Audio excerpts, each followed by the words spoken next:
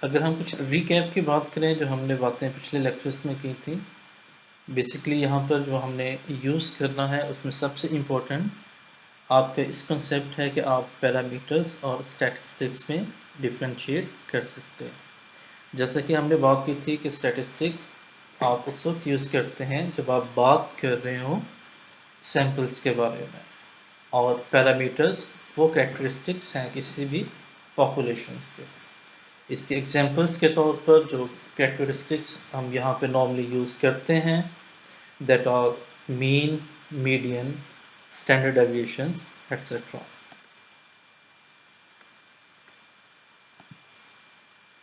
जैसे कि हमें पता है कि नॉर्मली जो पॉपुलेशन है उसके आपके पास जो कैरेक्टरिस्टिक्स हैं आपको अननोन होते हैं या उनकी आपको इन्फॉर्मेशन नहीं होती।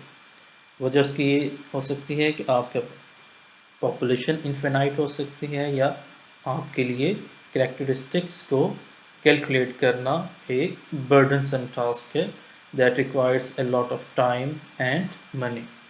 For this reason we use statistics to infer characteristics to population.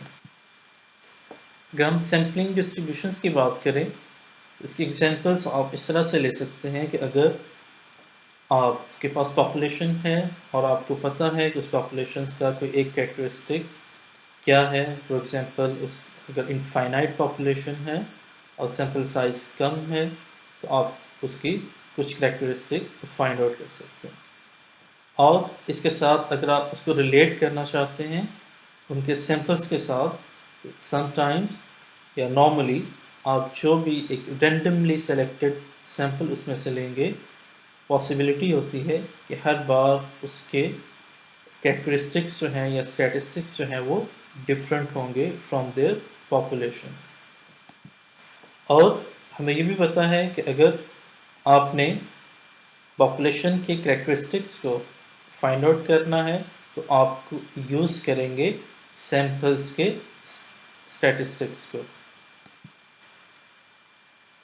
मिसाल के तौर पर अगर हम किसी भी पॉपुलेशन में से इनफिनाइट टाइम्स जो है सैंपल कलेक्ट करते हैं तो आप पॉसिबली उसके जो आउटकम्स होंगे उसको फाइंड आउट कर लेंगे, और उसके साथ आपको ये भी इंफॉर्मेशन आ जाएगी कि हर आउटकम जो है उसकी फ्रिक्वेंसी क्या है, या जो हर आउटकम है उसके आने की प्रोबेबिलिटी क्या है with respect to total number of outcomes. इस तरह से सैंपल के स्टैटिस्टिक और उनकी जो एक्सपेक्टेड फ्रीक्वेंसीज होती हैं वो मिलकर किसी भी सैंपल डिस्ट्रीब्यूशन को क्रिएट करते हैं। अगर हम इस चीज़ पे बात करना चाहें कि पॉपुलेशन मीन जो है उसको आप किस तरह से उसका बेटर एस्टिमेट्स जो हैं वो कैलकुलेट कर सकते हैं, उसके लिए सैंपल मीन जो है वो बेटर एस्टिमेट है या सैंपल मीडियन। इस चीज़ को सॉल्व करने के लिए हम एक छोटी सी एग्जांपल लेते हैं एक रोलिंग डाइस की। we know every rolling dice have 6 sides which are numbered from 1 to 6, और अगर आप देखें तो पॉपुलेशंस जो है आपके पास होगी नंबर 1, 2, 3, 4, 5 एंड 6। अगर आप उसका पॉपुलेशन का मीन या पैरामीटर चेक करना चाहें तो मीन जो होगा आप उन तमाम नंबर्स को ऐड करें और 6 पे डिवाइड कर दें तो 3.5 आपके पास पॉपुलेशन का मीन आ जाएगा। और अगर आप ये देखना चाह रहे हैं कि सैम्पलिंग डिस्ट्रीब्यूशन में पॉपुलेशन के लिए कौन सा जो स्टैटिस्टिक है वो ज़्यादा सूटेबल है, लाइक सैम्पल मीन या सैम्पल मीडियन, उसके लिए आप उन दोनों को कंपेयर कर सकते हैं। इसके लिए हमने 2 सैम्पल्स जो हैं वो ड्रॉ किए हैं पॉपुलेशन में से, जो कि है 1 to 6। पहला सैम्पल हमारे पास है 2, 2 and 6 एंड सेकंड सैम्पल है 3, 4 and 6। पहले सैम्पल में हमारे पास मीन जो है वो 3.33 है, जबकि मीडियन जो कि मिडल वैल्यू होगी वो 2 है। जबकि दूसरे सैंपल में हमारे पास 4.33 मीन की वैल्यू है, जबकि मीडियन की वैल्यू आपके पास 4 है। तो अगर आप इसको कंपेयर करना चाहें कि कौन सा एक पॉपुलेशन को ट्रूली रिप्रेजेंट कर रहा है या क्लोजली रिप्रेजेंट कर रहा है, तो इस एग्जांपल्स में हम देख सकते हैं कि जो सैंपल 1 है उसका मीन दैट इज़ 3.33 वो ज़्यादा क्लोज है पॉपुलेशन के मीन से।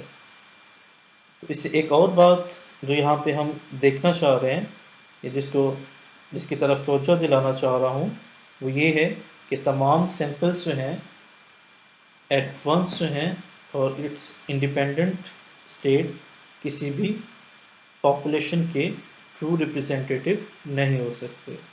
तो नॉर्मली इस पर्पस के लिए हम सैम्पलिंग डिस्ट्रीब्यूशन को यूज़ करते हैं और उसके एनालिसिस के बाद आप इन्फर करते हैं towards population. Researchers, scholars, market strategists, etc. go ahead of sampling distribution instead of choosing the entire population. This choice of choosing samples makes the data easy and manageable for analysis purposes.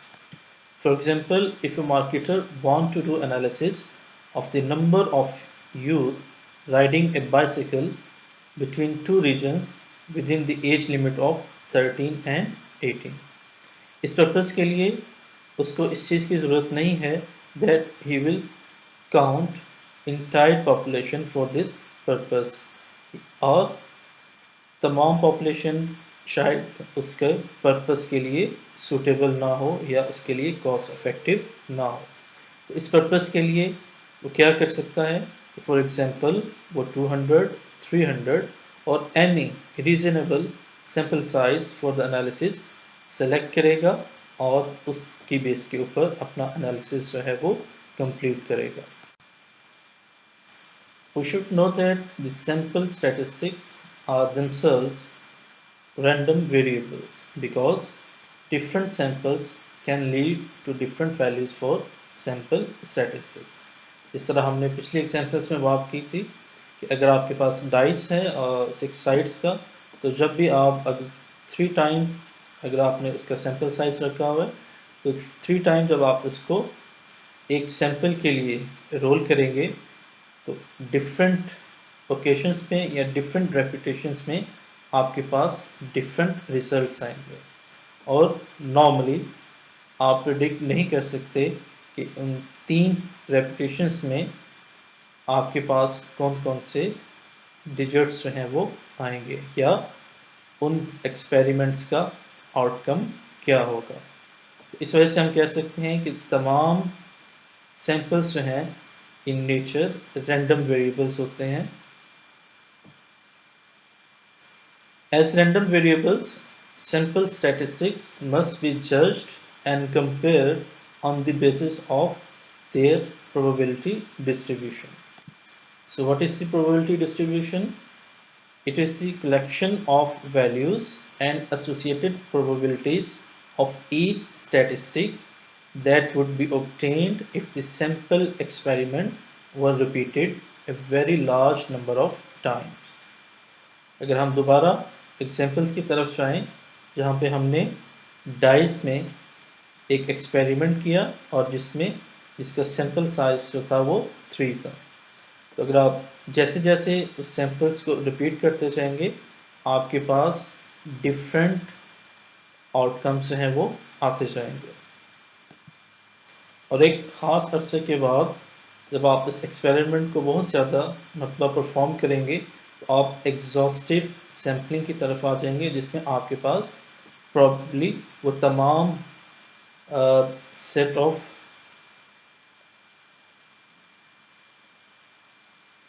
Elements होंगे या उस तमाम samples होंगे जो कि repeat हो रहे हैं।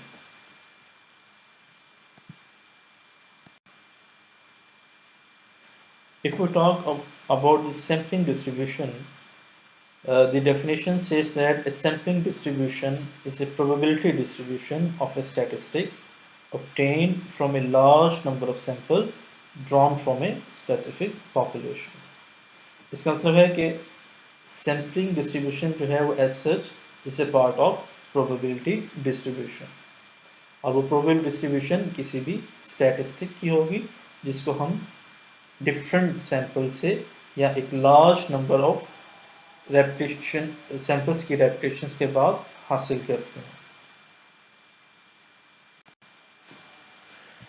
यहाँ पर हम ये देखेंगे कि हम एक सादा सी एग्जांपल्स के साथ जो कि कॉइन को टॉस करने के बारे में है, और यहाँ पर एक कॉइन को हम 2 बार टॉस करते हैं और उसके बाद जो आउटकम्स होंगे या वो जितने तमाम एक्सपेक्टेड एंड पॉसिबल आउटकम्स हो सकते हैं उसको देखते हुए प्रोबेबिलिटी डिस्ट्रीब्यूशंस जो है वो ड्रॉ करेंगे।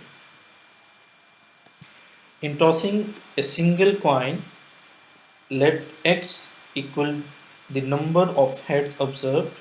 Now consider a sample of n is equal to 2 tosses. Find the sample distribution of x bar, the sample mean.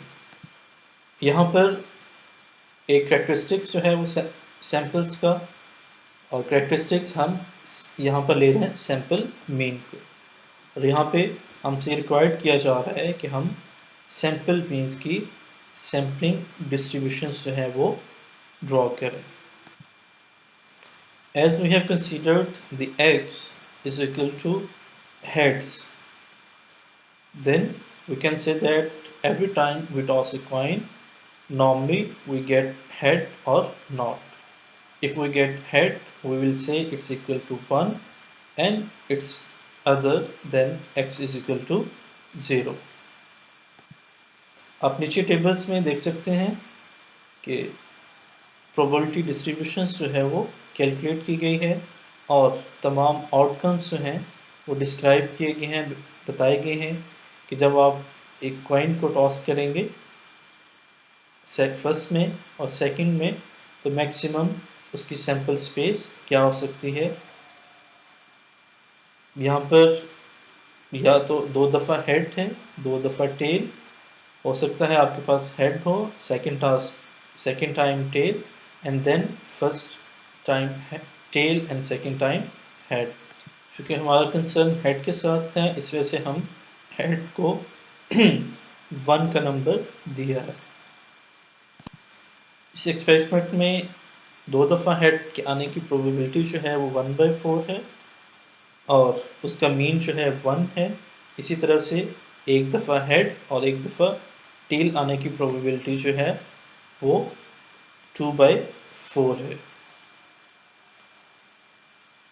इसी तरह से दोनों दफ़ा टेल आने की प्रोबेबिलिटी जो है वो हमारे पास 1/4 है, क्योंकि ये इंसिडेंट जो है वो एक ही दफ़ा पॉसिबल है इस पूरे एक्सपेरिमेंट में।